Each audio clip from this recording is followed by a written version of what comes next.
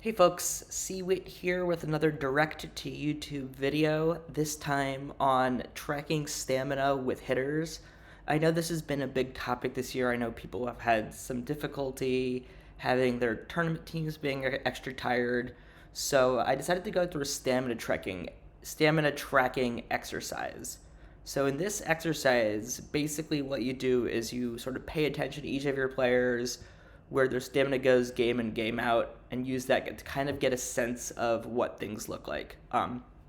This is an exercise that I think everyone should basically do at least once to get used to kind of what these drops look like. But I wanted to do one for y'all just to sort of talk through kind of my decisions with stamina this year and how I think y'all should approach things.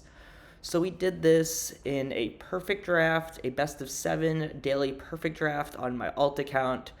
We drafted as normal. However, in the depth charts, we set it up so we did not have any backups. We did not have any platoons. I wanted full control over who played and when. So this was also a modern run environment.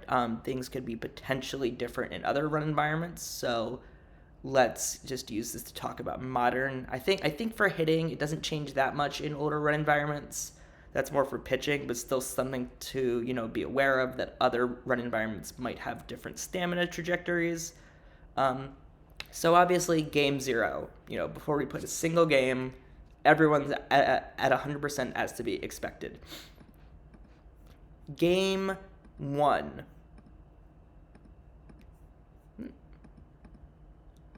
Game one, everyone is still at 100%. So we have seen no visible decreasing in stamina after game one. Now that's something not to get too far ahead of ourselves, but this is something to be aware of going forward. That not all 100% are treated equally. Obviously, if you go from 100% to 100%, obviously you're going to go below 100% at a certain point. So there's 100% that's kind of higher than another 100%. Some people think that as stamina can go above 100%. Some people think of it as, you're at like 99.8% and you round up. Either way, just to be aware, not all 100% are made the same, and you kind of need the context around that to understand what's going to potentially happen next. So in game two, we see our first changes. We see catcher go from 100% to 96%, and everyone else stays at 100%. So we see our first drop.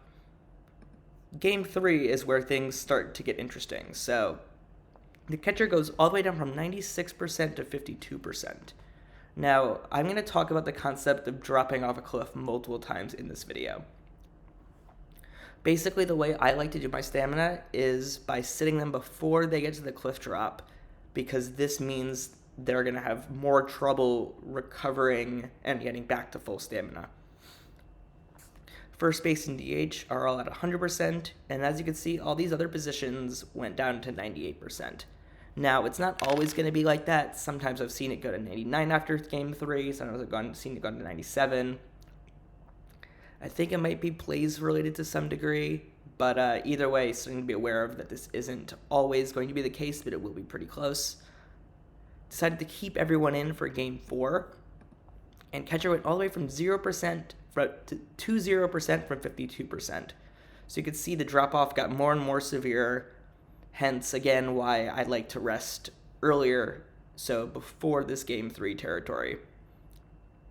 First base finally went down to 99%, and then the other positions other than DH went down to somewhere between 92 and 96%. Now, this is where things get interesting. So people talk about, 96, 97% being a good cutoff. However, in this scenario, you could see that nobody would have sat after game three, and everyone would have been, tired and ready to sit for game four, meaning you'd have to sit out 6 of your starters, which probably isn't a good idea, and you probably won't have enough bench players to take up those spots anyways. However, if you had it set at 98%, you'd have the same scenario. So how would I set this up? Again, part of this is, there's no platoons, so, there's no off days. So in a lot of scenarios, you're not going to have a situation like this. But if you think you are based on the way that the tournament's set up, your roster's set up, um, this might be a good place to set like a sit every third day for some of these positions, just to sort of space things out, make sure not all your guys are, sitting at the same time. The other way, and this is probably what you should do in a higher level tournament, is actually micromanage this. So in this tournament, I actually was, doing some micromanaging just to cover it. And if I was doing this seriously, I would have chosen some of these guys to bench at this point, just to make sure that, people are fully rested and we don't have an exhausted team. So we decided to leave everyone except the catcher in for Game 5. Catcher went up to 97% from 0, so again, not totally full. First base went from 99 to 97. DH fine went down to 98 from 100, but we could see pretty big drops, and again, that cliff drop happening at Game 5. So, we have these 95 to 71, 95 to 73, 96 to 74, 95 to 72. But then we have the ones at 94% went to 66%, and 92% went all the way down to 63%. So you can see that the lower you are, the larger your drop is going to be for the next game. So again, that goes back into the whole, you want to rest your guys before jumping off a cliff. Now, again, people might say, what's the point? Like, why rest them? Are they going to lose a specific percentage point of performance? The answer is, I don't really know. However, it makes sense that there would be a drop, and I would prefer to try and optimize my players so that they're as rested as possible, because I want to control as much of the variance as I possibly can. So if they're more likely to have a bad game at a lower percentage, I don't want to make that happen. Obviously, there are some scenarios where you might be okay with that risk, but in general, I want to try and get ahead of the cliff. So then Game 6, I decided to rest the second baseman, third baseman, and center fielder. The guys that's in the shortstop, the left fielder, and the right fielder, who were in, around 73%, went all the way down to 42%. So instead of the 20% drop from 95 to 73, we got a 31% drop from 73 to 42. The first baseman went from 97% to 93%. The DH went down from 98% to 97%. And the catcher, who, got the 1 day of rest at 97%, was already back to 87% after 1 game of rest. So again, this feels like you really want to sit the catchers after 2 games, maybe 3, but the less you rest your catcher, the further you let them go, the more likely that they're not going to have time to fully recover. So we actually won Game 6. So we got a full day of rest for Game 7. Everyone went back up to 100% except for the catcher, who, while, at a higher percentage than some of these other guys, probably just due to the nature of the position, as well as, being lower a couple days before. Again, not all numbers are made differently, or not all numbers are made the same. Depending on the rest, it could influence things going forward, as we could see with Game 8. So with Game 8, you could see that the shortstop, left fielder, right fielder, they went down to 42%, got 1 day of rest, but to go up to 100%, went down immediately to 98% after 1 game.